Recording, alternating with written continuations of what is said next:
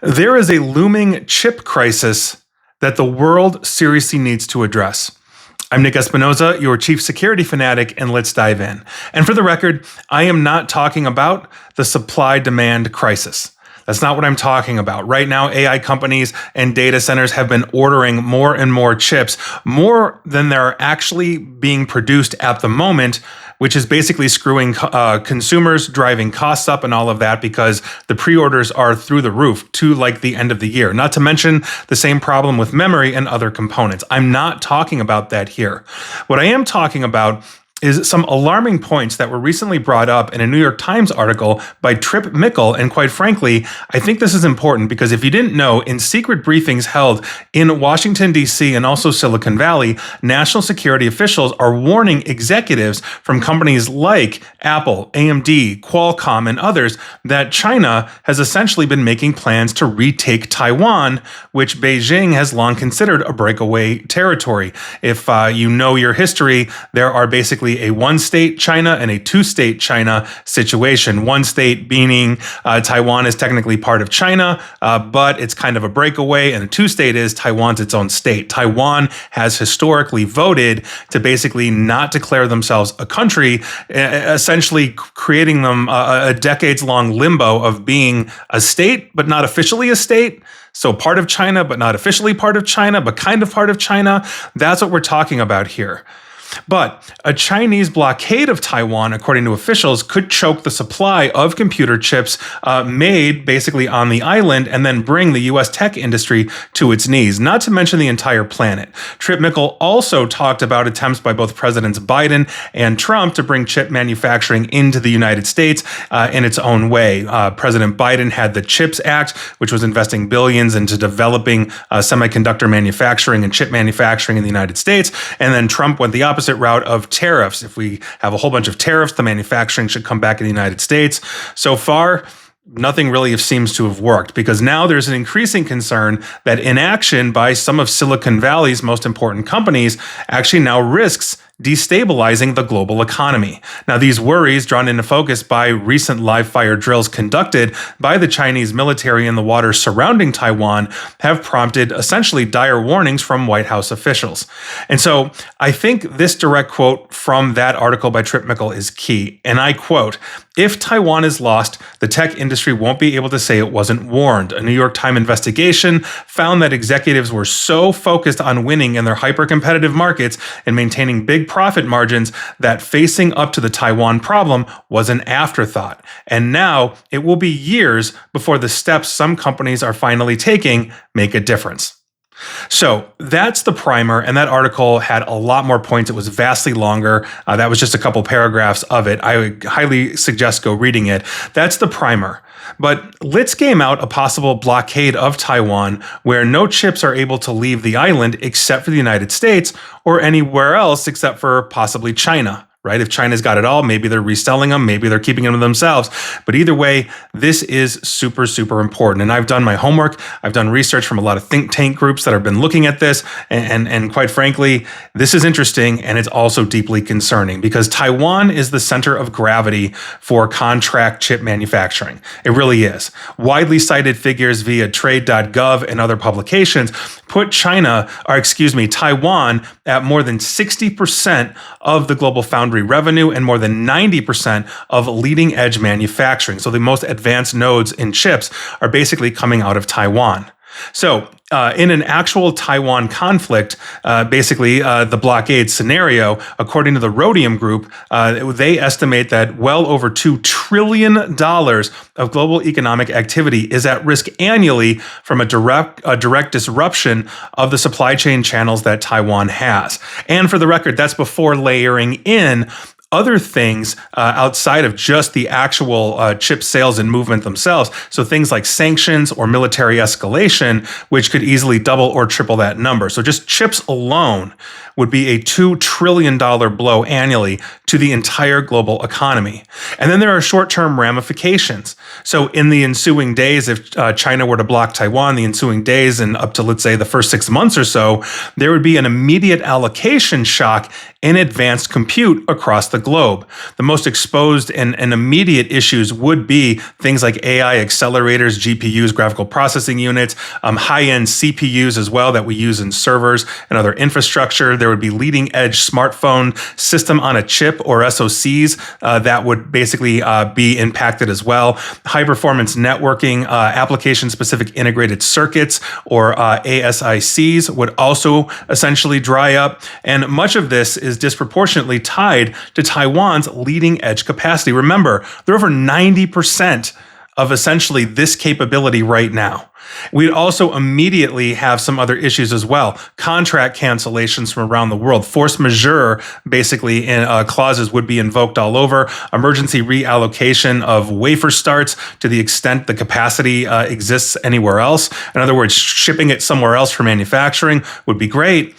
But again, Taiwan is over 90% of leading edge manufacturing. Rapid price spikes, the who gets the chips decisions. So, do we prioritize hyperscalers, the defense industry? Maybe governments start ordering their basically chip allocations to go to them instead. Critical government reliant infrastructure as well. That could be, hey, we'll give everything to Amazon because, half the planet runs on them versus everybody else. And so that would start replacing normal market allocation. You couldn't walk into your retail store and buy a computer and it could be 5 times more of the cost, right? And we're already seeing prices go up just on the glut of the AI consumption that we have here. And in the aftermath of that first wave, we'd have a second wave that would basically hit the automotive industry, the industrial industry, the medical industry, consumer electronics, all of that. Even if this blockade mostly hit leading edge chips, modern products are actually still technological ecosystems. So think about it this way.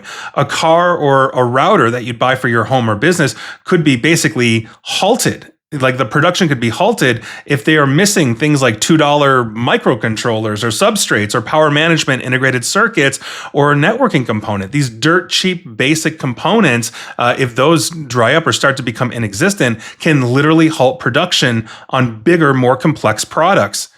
Your car, especially if it's a modern car, has tons of processing units in it, hundreds of them, if not thousands, depending on the luxury or sophistication of the vehicle. And a lot of these are fairly inexpensive because they're doing one very specific thing for the vehicle. But if that's gone, here we are. And we had a chip shortage in the pandemic. I remember looking at cars. I was actually in an Audi dealership, I kid you not, and they said, don't buy cars now. We are shipping them with only one key because we don't have the chips for the other key. Or they're losing features like the inductive charging platform that you can put your phone onto in a lot of more modern cars because they didn't have the chips to go around. So they said, wait until the chip supply line gets better and we'll start integrating those features once again, or we'll owe you a key for next year, right? On top of it, production stoppages would basically show up within weeks as inventories, and pipelines start to drain, right? Cloud capacity growth would then slow. That leads to things like higher costs and rising costs for AI training, all that kind of stuff. CapEx plans would obviously be getting revived. So data center buildouts, would have, be slowed as well. Not that a lot of us, especially, the environmentalists would be fine with that as well. I think I look at it from an energy capacity standpoint, which was literally my segment yesterday. AI services would become more expensive. They could potentially be rationed. And if the world is relying more on artificial intelligence for unique compute in some way, shape, or form, that could be a problem for business and productivity. And then the financial markets would be hit at a macro level. This would be a global issue. Equity drawdowns in semiconductors, consumer electronics, automotive, all that kind of stuff would be hit. I was reading financial analysts on, the theoretics of this, and it's just, that's a hair on fire for the financial industry. Inflation would rapidly grow. From electronics and durable goods, everything would basically increase. And finally, weaker economic growth from production stoppages would occur as the world currently just would not have the capacity to quickly replicate Taiwan's capabilities. Again, they own over 90% of leading edge. So that's a huge issue. China could basically strangle growth on the entire planet within 6 months. And even if they were selectively selling chips to the rest of us, they could really just start to excise and exclude anybody they didn't want and have a direct impact on the global economy. That's how important Taiwan is right now. And then there's long-term ramifications as well, right? Firms start redesigning products for multi-node portability as opposed to the standard process we're using now. Like we'd have to have qualified second sources of production that would have to be found and spun up, built and all of that, and then prioritize, chip standards to like good enough standards because we may not be able to replicate what Taiwan has right now. So maybe, we are doing 80% capacity or 80% capable chips compared to what Taiwan can put out. These are real possibilities here. There's long-term higher costs that could be sustained indefinitely for years as the supply chain would have to be rebuilt around Taiwan. I recently saw a supply chain expert talk about what it would cost to have Nintendo build a Nintendo Switch in the United States. And he was saying, well, we've got 20, 30 years of a supply chain built out around Asian manufacturing that has kept costs incredibly low. So that $500 Switch or whatever it is would be like $3,000 if we were to bring it here. And it would take years and billions of dollars just to spin up the capability, not to mention hiring, et cetera, to just build a Nintendo Switch, let alone something more sophisticated than that. Governments in this scenario could normalize industrial policy in semiconductors, which is already happening via chip-style programs. I just mentioned the CHIPS Act under President Biden. And even with unlimited money, this is going to take years to build out leading edge capacity. There's site permitting issues, not to mention water and power consumption issues, tool installations that can actually build these chips. And then there's the actual yield that we could get from a plant because it's not as sophisticated or streamlined, as the Taiwanese have made them in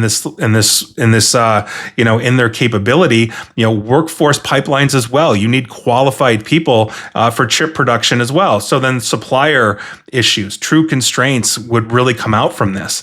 And so the question then becomes, how could the US and also the EU, for example, really respond to a situation where China actually does blockade or invades and takes over Taiwan? I mean, the first road is obviously diplomatic and economic responses for both the EU and the United States, not to mention Canada, Australia, and all of the other middle powers also.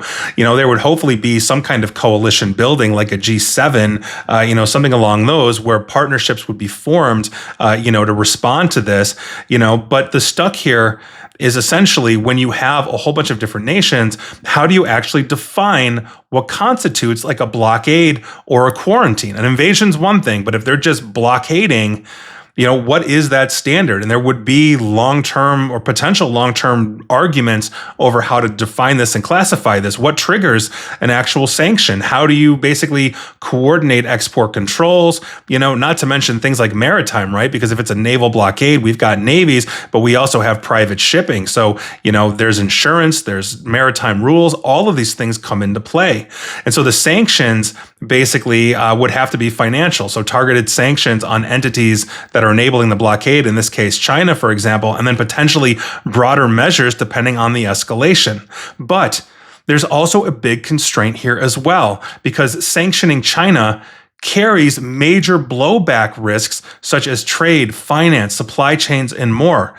I mean, China has a lot of capability here economically. This isn't, economic warfare from 20, 30 years ago where the United States held all the cards. They are a manufacturing global powerhouse, so they can also spin up economic warfare as well. Export controls tightening, especially for advanced, semi-capacity tools and all of that, components that are relevant to AI production, that would have to be a coordinated action across the United States, the European Union, Japan, other major players in the area as well, wherever this was feasible, and China can very much respond to this, right? Counter sanctions, restrictions on market access, pressure on Chinese firms with presence in coalition countries. In other words, you have Chinese companies that have subsidiaries in the United States or wherever, and China could start putting pressure on them to act in some way, shape, or form, or even pull out, which could harm the economy, in the countries that they are in. Then there's coercive trade measures and selective licensing disruptions, right? So they could slow walk things through customs, basically saying, yeah, we'll give you the chips, but it'll take you 6 months to get them, as opposed to 3 days or a week or whatever it is. They can imply or imbue regulatory actions in this. Authoritarian governments can pivot on a dime with these kinds of things, unlike democratic states. They'd also try to basically change the narrative, right, in the legal framing of a blockade or a quarantine, and that would muddy essentially the escalation ladder here, as I mentioned before, as everybody's arguing what really constitutes a blockade. That is something they could do, and that would delay a unified response against them, giving them relief. And they could offer relief supplies to countries, or even companies that stay neutral. Basically, they could start running divide and conquer here to say, hey, if you're a country that gets on board with us, we'll give you all the chips you want. So you ditch the United States or the EU or whatever and join our side. That's a very real possibility. Coalition building, outside of things like the UN, NATO, et cetera, exists. Look at BRICS and some of the others that are out there. China could try to lock in longer term dependency relationships as long-term contracts, and that could be conditioned on what they see as politically viable for them. And in the event the US tries to, let's say, militarily break the blockade, or a coalition tries to retake Taiwan or something like that, China would have to respond. Right? So they could have escalations, that are kind of a gray area as opposed to direct military if they didn't want to take on, let's say, the power of a coalition or the US military. So they could create things like maritime militias, or they could start doing inspections at sea of cargo ships and all of that, selective enforcements of laws against Taiwan or other countries and more. I mean, it's a huge thing. It's a huge issue. And that doesn't even include cyber operations and cyber warfare against things like logistics, ports of trade, insurers, semiconductor supply chain firms.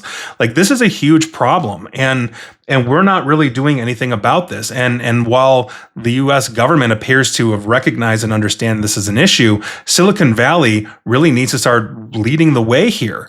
They're the ones that have the money, the capability, and the flexibility. And this is a massive critical blow to their supply chain, a shut the economy down, a killing of economic everything if Taiwan goes under, because everything is running on chips. And now over 90% of them are made in Taiwan. Odds are you are listening or watching to me on something that was partially manufactured in Taiwan. I'd put money on it. Again, over 90% of the market. So I'll leave it at that, but this is a big issue. It's not really being talked about, and quite frankly, we need to start having this conversation. And it's not a comfortable one, but it's not one where we can have a wait and see. Supply chains should be distributed. And if one area, organization, or a single island has over 90% essentially of the entire market, that's a serious problem for the rest of us, because God forbid, not even that. Maybe there's a tsunami that wipes the island out, or an earthquake or anything like that. God forbid. But those are real possibilities that could bring us there. But with China basically giving or performing live fire drills, and they've talked about retaking Taiwan. They've been looking very closely at what Russia has been doing to Ukraine, to the point where they were hacking the Russian military. The China was not to basically disrupt their operations, but to understand how they were fighting a land war, because China hasn't really done it. So this is a big problem that we have here. And I guess at the end of the day, if you're in Silicon Valley and a decision maker and you're watching or listening to this, you can't say you haven't been told. But honestly, get off your butt and do something. I mean, we would all support that, no matter what our political stripe is. And please like, share, follow me here on Facebook and Twitter at NickAESP. And please feel free to subscribe to me at YouTube as well. And as always, stay safe, stay online, and please, please, please, I'm going to say private, informed, and secure. Take care.